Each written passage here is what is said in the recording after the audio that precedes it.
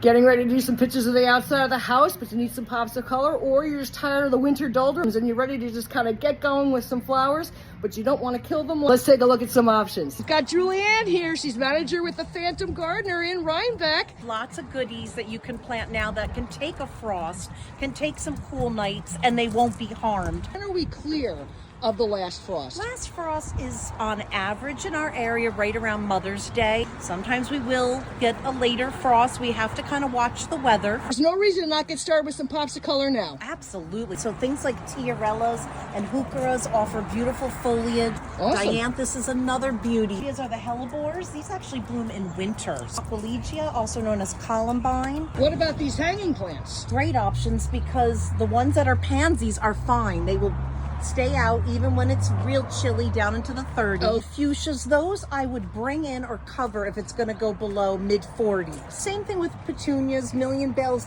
They'll take it down to the low 40s. These are the pansies. These are one of the earliest things you can plant because they actually will take a frost. Nice. Love the cool weather. Fine until low 42, 40. Below that, I put a couple sheets over them. Actually, this would be perfect for one of my clients. This is a Chamaecyparis. It has that wonderful chartreuse color. Nice amount of evergreens. There's some good ones here that could cover up some bare spots. Colorful options.